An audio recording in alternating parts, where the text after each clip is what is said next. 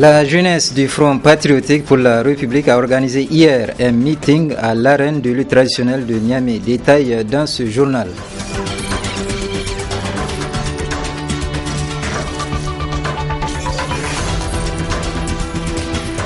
Éducation, industrie pour une Afrique de métissage et de paix, c'est avec ce thème qu'Al-Fadi a présenté hier sa collection 2015-2016 en prélude au prochain FIMA Précision dans cette édition. Mesdames et messieurs, bonsoir, bienvenue dans cette édition d'information que j'ai le plaisir de vous présenter. Tout d'abord, retenez que l'arène des jeux de lutte traditionnelle de Niamey a servi de cadre hier à un meeting organisé par la jeunesse du Front patriotique pour la République. Une rencontre rehaussée par la présence des leaders de ce front et qui a été sanctionnée par une déclaration.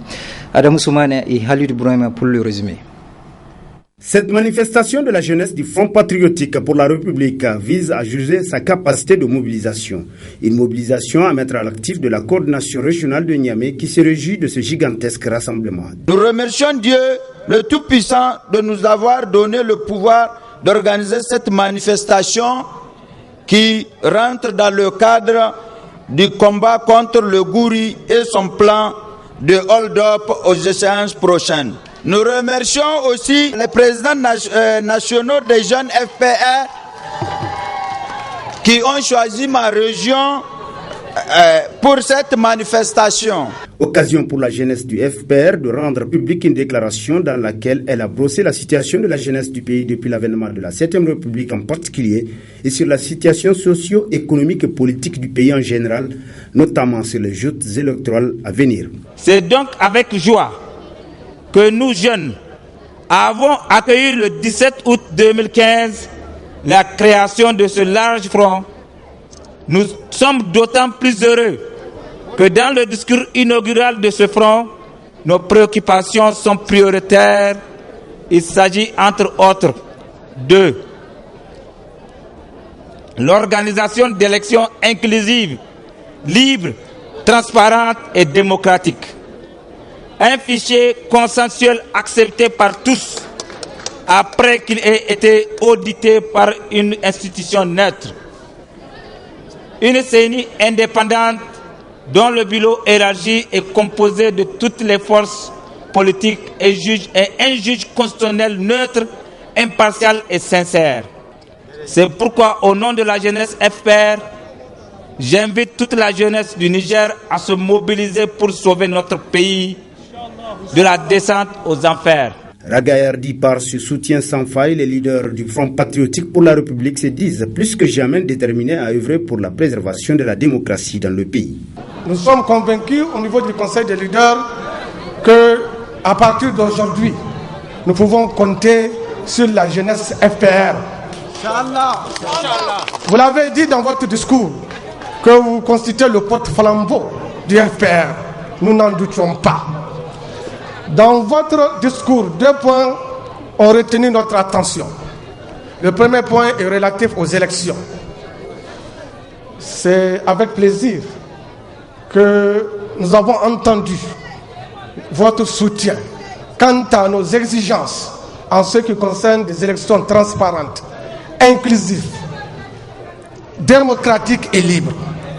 C'est avec plaisir que nous avons entendu soutenir notre action en ce qui concerne un fichier consensuellement accepté par tous. Pour un coup d'essai, c'est un coup de maître que la jeunesse FPR vient de réaliser à travers cette mobilisation, et ce, malgré les tentatives d'intimidation qui ont émaillé son organisation.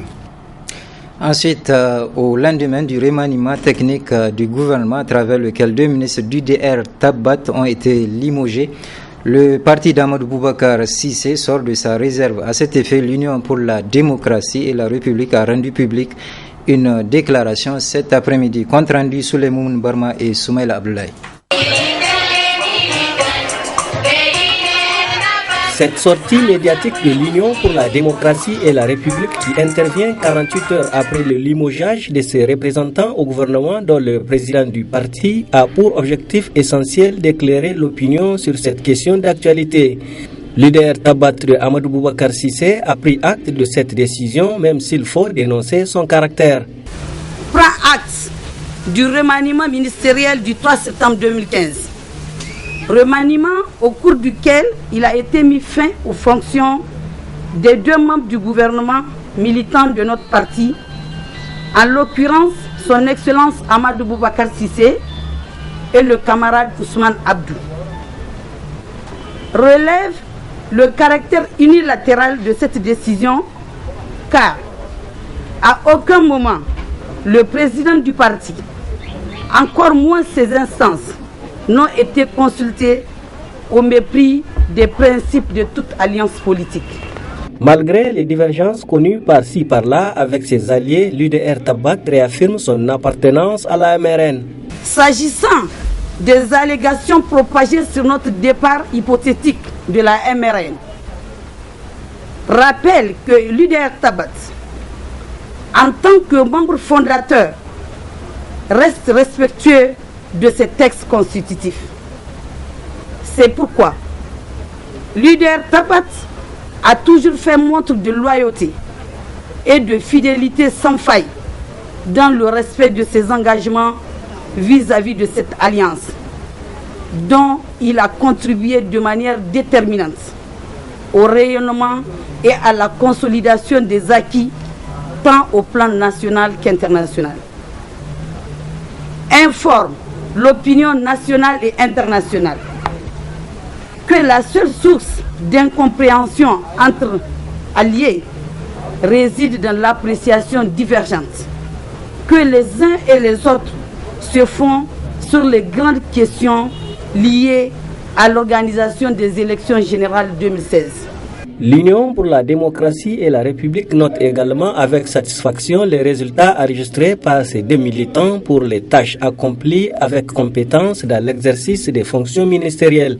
Se réjouit de la façon dont nos 2 camarades, se fondant sur des valeurs républicaines d'égalité, de justice et de liberté, socle sur lequel repose l'UDR Tabat, se sont honorablement acquittés des charges gouvernementales à eux confiées, en dépit d'un contexte particulièrement difficile.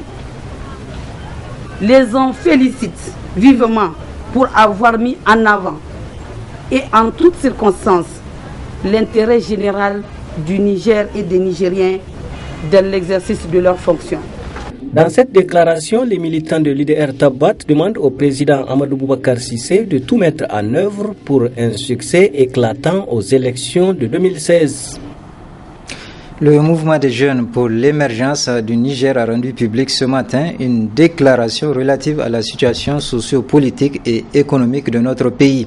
Le MOJEN condamne le comportement du ministre de l'Intérieur et réclame des explications convaincantes sur l'exploitation à la Soraz. Mahmoud Saleh et Sadoumi pour le reportage. La situation socio-politique et économique du Niger. Pour le mouvement des jeunes pour l'émergence du Niger, le pays évolue depuis 4 années vers la catastrophe, faisant perdre espoir aux Nigériens. Conséquence de la mauvaise voie choisie par le régime actuel. Des cuisins échecs dans tous les secteurs enregistrés, aux critiques foisonnantes de toutes parts. Il semble dire les chiens aboient, la caravane passe. Rien ne peut expliquer son entêtement et sa persévérance dans cette voie qui est l'emprise d'un serment coranique jamais respecté.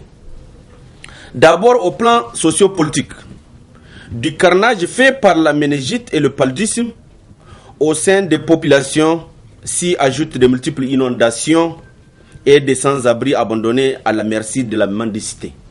Alors que les hommes et femmes du régime s'affairent un véritable réseau mafieux au sein duquel circulent des milliards alors que le bas peuple se bat pour la pitance quotidienne. Après plusieurs autres scandales, l'affaire de 9 milliards en devises saisies à l'aéroport de Niamey en dit long sur la gouvernance actuelle. Au comble de mépris, l'argent a été restitué aux passeurs sans que ni l'État ni les pauvres agents de douane ne rentrent dans leurs droits.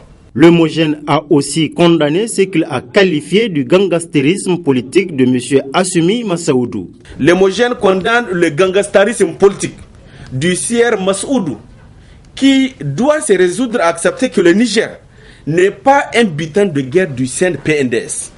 Rappelle à ces derniers que notre peuple n'acceptera jamais la dictature, l'autocratie et une gouvernance fondée sur le mépris, l'immoralité et la violence. En outre, le MOJEN exige des explications convaincantes sur l'arrêt de l'exploitation de la SORAS et de la pénurie de gaz constatée. Enfin, le MOJEN attire l'attention du président de la République que nous ne saurons accepter toute irrégularité de l'organisation et la tenue des élections en 2016. Le MOJEN a enfin réaffirmé sa détermination à rester vigilant pour l'organisation des élections libres, transparentes et démocratiques au Niger en 2016. La troisième journée de l'allergologie s'est déroulée aujourd'hui à Niamey, une journée initiée par l'Association nationale de formation continue en allergologie. L'objectif étant de renforcer les capacités des professionnels de la santé dans la prise en charge des allergies. Le point dans le reportage qui va suivre.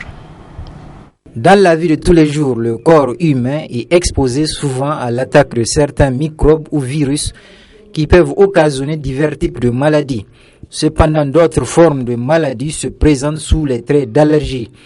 L'allergie, il faut le savoir, c'est l'état d'un organisme vivant dont le système immunitaire réagit d'une manière spécifique, inhabituelle et excessive à une substance étrangère avec laquelle il a été une première fois en contact. Aussi, dans notre société, il n'est pas rare de voir des gens développer des allergies suite à la consommation de criquets, de certains types de poissons, etc. C'est ainsi que s'est tenue aujourd'hui la troisième journée d'allergologie au Niger, à l'occasion de laquelle le président de l'Association nationale de formation continue en allergologie dans Aotami Zumbu précise le but visé par la réunion sur les allergies. Le thème du jour, sont les allergies en milieu tropical. Et l'objectif, c'est quoi? C'est d'arriver à former le maximum de médecins, d'infirmiers, de tous ceux qui travaillent dans le domaine de la santé, parce qu'il faut que chacun comprenne ce qu'est l'allergologie pour qu'il puisse agir à temps, pour qu'on puisse apporter quelque chose aux patients. Si le diagnostic n'est pas fait à temps, on ne pourra pas remédier donc aux causes aux effets qui vont se reproduire, qui vont se passer chez ce patient. De son côté, présent à cette rencontre, le secrétaire général du ministère de la Santé, Dr Idrissa Maïga Mahamadou, exprima sa satisfaction relativement au déroulement de la troisième journée d'allergologie au Niger. C'est un sentiment de satisfaction dès lors que cette troisième journée d'allergologie rentre aussi dans le cadre de la mise en œuvre de notre plan de développement sanitaire 2011-2015. Ça contribue aussi à cet aspect sur l'axe recherche, qui est un des principaux axes de ce plan de développement sanitaire. Et nous constatons que l'allergologie, en fin de compte, c'est une discipline beaucoup plus transversale parce qu'on la retrouve dans presque toutes les spécialités. Il ressort de cette troisième journée d'allergologie que les problèmes de santé liés aux manifestations des allergies doivent être considérés du point de vue de toutes les spécialités qui composent la médecine. Toujours sur le plan sanitaire, la formation sur le diagnostic bactériologique des méningites et autres gastro-entérites a pris fin ce matin au CERMES. Durant 10 jours, les participants venus de 8 régions du pays ont bénéficié de cours intensifs. Les travaux ont été clôturés par le secrétaire général du ministère de la Santé. Compte rendu, Nafissa Adamou et Boubacar Souley. Après 10 jours de cours théoriques intensifs et des travaux pratiques, la formation sur le diagnostic bactériologique de la méningite et des gastro-entérites dont le choléra s'est achevée par une remise d'attestation aux différents participants venus de toutes les régions du pays.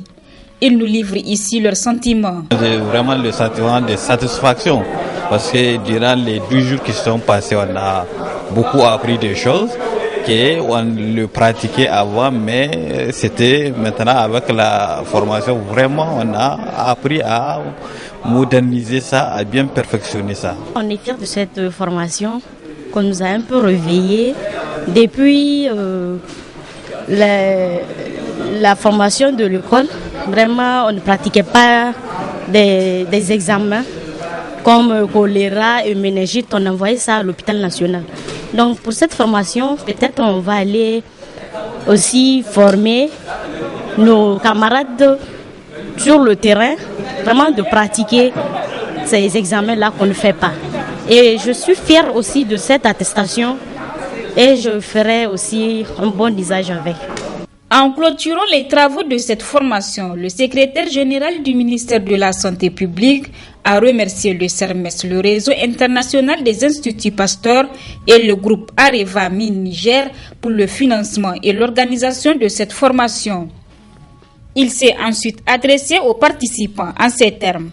Le ministère de la Santé publique peut désormais compter sur vous pour développer dans vos structures respectives les procédures diagnostiques que vous venez d'acquérir. Ceci est si indispensable que cela permettra non seulement de mener la confirmation rapide des cas de méningite ou du choléra, mais également de développer davantage la bactériologie, domaine encore en souffrance dans plusieurs laboratoires publics. Il vous revient désormais d'initier vos autres collègues du service pour un service plus large et efficace pour le bien-être de la population bénéficiaire. Il est également attendu de vous la capitalisation de toutes les connaissances que vous avez reçues au cours de cette année 2015 sur l'assurance qualité, la biosécurité, les procédures pré- et post-analytiques, gage de la qualité des résultats fiables dans les laboratoires. Cette initiative du CERMES est salutaire car elle vient de renforcer les capacités des participants venus de toutes les régions du pays sur les procédures diagnostiques qu'ils mettront en pratique dans leurs laboratoires respectifs. En prélude à la 10e édition du FIMA qui aura lieu à Niamey en novembre prochain, Alfadi a présenté hier sa nouvelle collection 2015-2016 sous le thème Éducation, industrie pour une Afrique de métissage et de paix. Compte rendu Zainab Oumarou et Aboubakar Souley. La candidate numéro 1, Zara Soumeila. Beauté, élégance et intelligence de création. Tout était au rendez-vous pour subjuguer le public au cours de cette splendide soirée Top Model FIMA. Pour cette édition 2015, le grand styliste Alfadi a eu un regard particulier pour ces mannequins, nouveaux comme anciens à l'air, exprimant toute sa reconnaissance pour les services rendus pour l'honneur de la culture africaine en général et nigérienne en particulier. Être mannequin ou être top modèle ne veut pas dire être une fille de rue ou un homme de rue. Être mannequin, c'est un exemple de femme. Être mannequin homme, un exemple d'homme. Le FESPACO a grandi le Burkina Faso. Le Massa a grandi la Côte d'Ivoire. Dakar a grandi le Sénégal.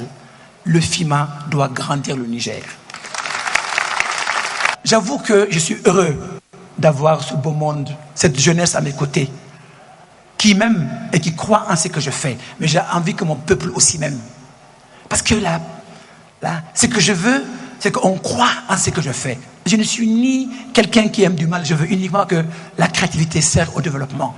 C'est comme ça que le président de la République, son excellent Mamadou Youssoufou, m'a donné un budget. Il a cru en moi, il a compris que la première université de la mode et des arts au Niger est une réalité.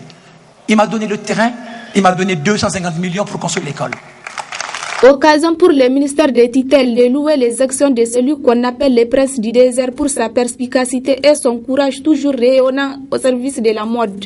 S'il est incontestable que le FIMA contribue à la promotion d'une image positive de notre pays, il est vrai aussi qu'il est vecteur de paix et de progrès social et économique. Témoin de nombreux succès précédents du FIMA, nous pouvons citer au moins 2 réalisations significatives que sont la réouverture de l'aéroport Mano Dayak d'Agadez en 1998 et la construction d'une route de 80 km entre Agadez et Tigredit qui fut classée par l'UNESCO. Concours Top Model FIMA 2015. Zara Soumeila, candidate numéro 1. Avec 1m la candidate numéro 4.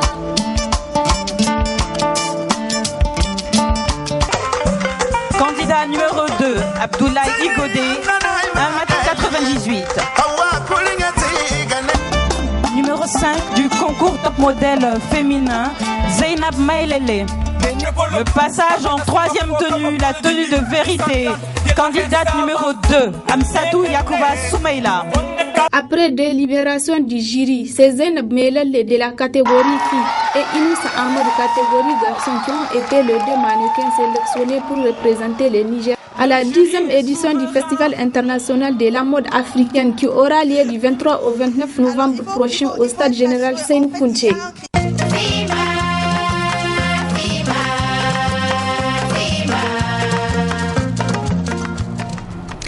Un accident spectaculaire s'est déroulé aujourd'hui dans le quartier Riyad de Niamey. Malheureusement, l'accident causé par un jeune qui conduisait un véhicule 4x4 a provoqué des blessures sur des personnes qu'il avait percutées. Compte rendu Moumouni Barma et Chebou Guisso. Les habitants du quartier Riyad, notamment riverains de la voie qui mène derrière le lycée Bombay, ont vécu à un spectacle semblable à une scène de cinéma. Un jeune garçon à bord d'une RAV4 immatriculée au Togo a rendu la vie impossible à des jeunes paisibles citoyens assis sur un banc qu'il a raflé après avoir heurté un poteau électrique avant de cogner un autre véhicule stationné à la devanture du domicile de son propriétaire. Bilan, 5 blessés graves. J'étais à la maison lorsqu'on m'a interpellé pour dire qu'en fait, il y a un véhicule un enfant est en train de jouer avec le véhicule et a ramassé 5 enfants qui sont les nôtres. Moi j'ai 2 enfants, mon voisin un et puis un autre à eux. Et on m'a rapidement interpellé pour que je vienne au secours. Quand j'étais venu, on m'a dit je ne peux pas le toucher parce qu'il faut l'arrivée de Samy. Donc devant cet état de fait, j'ai trouvé d'abord les enfants évanouis et je ne peux pas les toucher.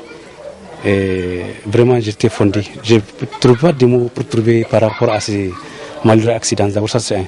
À ce niveau, les parents des enfants intouchables sont interpellés à mettre un accent particulier sur l'éducation des enfants. Il faut que ça serve de leçon. Du moins, il faut que ça s'arrête parce que si ça continue comme ça, c'est que Niamey sera invivable dans la mesure où, en fait, aujourd'hui vous avez vu que ça fait école. Et presque dans tous les quartiers, d'un quartier à un autre, il y a ce malheureux accident qui vient par rapport à un dérapage, par rapport à un certain nombre d'inconscients, par rapport à un certain nombre de gens qui n'ont pas comme un certain nombre de prises de conscience. Et je pense que ça veut dire qu'il faut que tout ça là circonscrit. Il faut que ça s'arrête dans la mesure où ça va commencer par qui? Par les parents, par l'éducation de nos enfants, qui est très très important. Et vous avez vu, ça veut dire qu'en fait, eux, ils ont eu la chance parce qu'ils étaient 5 sur le banc. Lui, il était venu en zigzagant, il a dérapé, il les a ramassés. L'autre, malheureusement, il était à l'hôpital jusqu'ici parce que le bassin était cassé. Et heureusement, en fait, vous avez vu les écorchures de mes enfants qui sont couchés. Nous, on souhaite que ça s'arrête. En fait, il faut que ça serve de leçon, une manière pédagogique. Que d'une manière, il faut qu'on attire l'attention de nos parents parce qu'on a tout un chacun, on a une responsabilité. Et cette responsabilité, il faut qu'on la partage. Ce qui fait que ça veut dire que vous avez vu les petits enfants qui sont à côté, mais ça aurait été des petits enfants. Donc ça veut dire que ça allait tout simplement avoir des morts. C'est ça le problème, quoi. Voici donc un cas qui doit intéresser la police pour que désormais les fils à papa se rappellent de l'existence de la loi à chaque fois qu'ils se hasardent d'imposer la leur, comme ça se fait quotidiennement dans les quartiers de Niamey, au vu et au su de tous. Ce journal est à présent terminé. Merci de l'avoir suivi et je vous souhaite de passer une excellente soirée.